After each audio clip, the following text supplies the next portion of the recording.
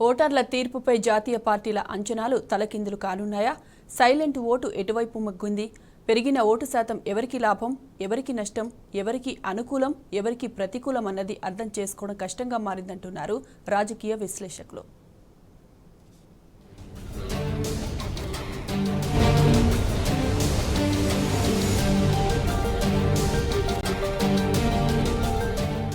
5 నెలల క్రితం రాష్ట్రంలో జరిగిన అసెంబ్లీ ఎన్నికల సందర్భంగా పోలింగ్ కేంద్రాల వద్ద నెలకొన్న పరిస్థితికి సోమవారం నాటి లోక్సభ ఎన్నికలకు ఏమాత్రం పొంతన లేకుండా పోయింది. అసెంబ్లీ ఎన్నికల సమయంలో పోటీ పడిన అభ్యర్థులు, వారు ప్రాతినిధ్యం వహిస్తున్న పార్టీ శ్రేణులు పోలింగ్ బూతుల వద్ద మోహరించాయి. ఆయా పోలింగ్ బూతుల పరిధిలో ఎవరు ఓట్లు వేశారు, ఎవరు వేయలేదో సరిచూసుకుని ఓటు వేయని వారిని పోలింగ్ బూతులకు రప్పించాయి. సోమవారం మాత్రం అటువంటి దృశ్యాలు కనిపించలేదు.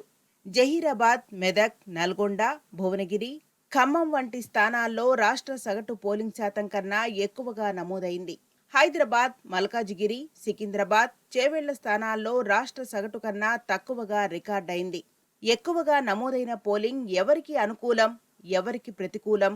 పోలింగ్ శాతం తక్కువగా నమోదైన నియోజకవర్గాల్లో ఎవరు లాభపడతారు, ఎవరు లాస్ అవుతారు అనేది అంచనాకు అందడం లేదు.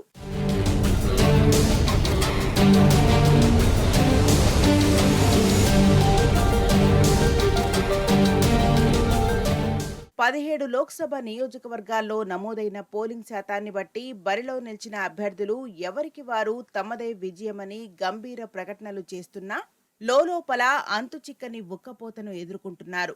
జాతీయ పార్టీలు రెండూ తొలి నుంచి ద్విముఖ పోటీగానే భావించాయి. ఈ భావనను, వాటి ఆశలను బీఆర్ఎస్ తలకిందులు చేసిందని పోలింగ్ సరళిని బట్టి అర్థమవుతున్నది. ఫలితాలు ఇలా ఉండొచ్చంటూ విశ్లేషకులు చెబుతున్న సంఖ్యలు వాస్తవానికి ఎంతవరకు దగ్గరగా ఉంటాయన్నది ఆసక్తిగా మారింది. లక్షలాది మంది ఉన్న ఒక్కో నియోజకవర్గంలో 5,000 నుంచి 15,000 మంది ఓటర్లను శాంపిల్ తీసుకొని అదే ఫలితమని చెప్పడం శాస్త్రీయ, వాస్తవిక అంచనా ఎలా అవుతుందని అభ్యర్థులు ప్రశ్నిస్తున్నారు.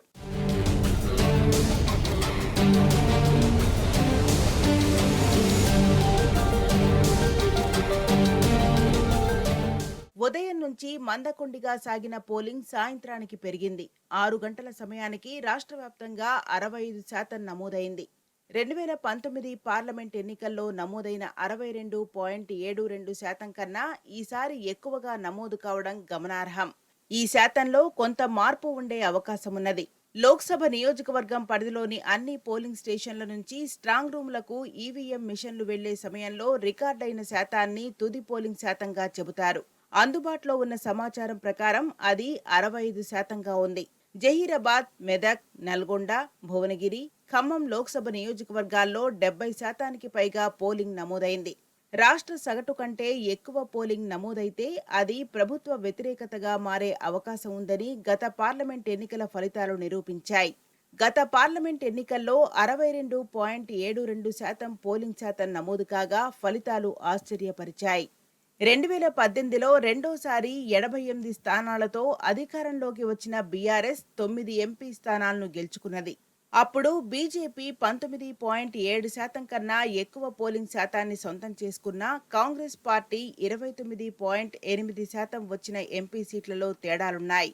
ఈ లెక్కన పోలింగ్ గడువు ముగిసిన తర్వాత వివిధ సామాజిక మాధ్యమాల్లో పొంగి పొర్లుతున్నవి నిజాయిజాలే తప్ప వాస్తవాలుగా పరిగణించాల్సిన అవసరం లేదని రాజకీయ పరిశీలకులు పేర్కొంటున్నారు.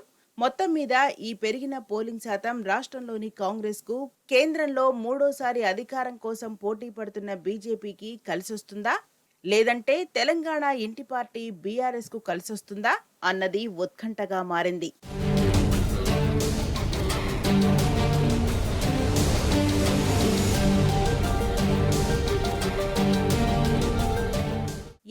ఎన్నికకు ఓటరు నాడిని అంచనా వేయటం అంత సులువైన పని కాదని పార్లమెంట్ ఎన్నికల పోలింగ్ మరోసారి నిరూపించింది. గతంలో ఓటు వేసిన తర్వాత ఓటరు ఏదో ఒక రకంగా తానెవరి వైపు మొగ్గు చూపారో చెప్పకనే చెప్పే పరిస్థితులు ఉండేవి. 5 నెలల క్రితం అసెంబ్లీకి జరిగిన ఎన్నికల్లో కానీ, సోమవారం లోక్సభకు జరిగిన ఎన్నికల్లో కానీ పోలింగ్ బూత్కు వచ్చిన ఓటరు తన అభిప్రాయాన్ని వెల్లడించేందుకు సుముఖత చూపలేదు. ఫలితంగా అభ్యర్థులు, ఆయా పార్టీల్లో మరింత ఉత్కంఠ పెరిగింది. ఒక పార్లమెంట్ నియోజకవర్గంలో 7 అసెంబ్లీ సెగ్మెంట్లు ఉన్నాయి. అక్కడి మొత్తం ఓటర్లు, నమోదైన పోలింగ్ శాతం, అందులో పార్టీల వారీగా పోలైన ఓట్లను అంచనా వేయటం, అది మౌనముద్రలోకి జారుకున్న ఓటరు స్థితిని పరిగణలోకి తీసుకుని అంచనా వేయటం దుర్లభమే అవుతుందని రాజకీయ పరిశీలకులు చెబుతున్నారు.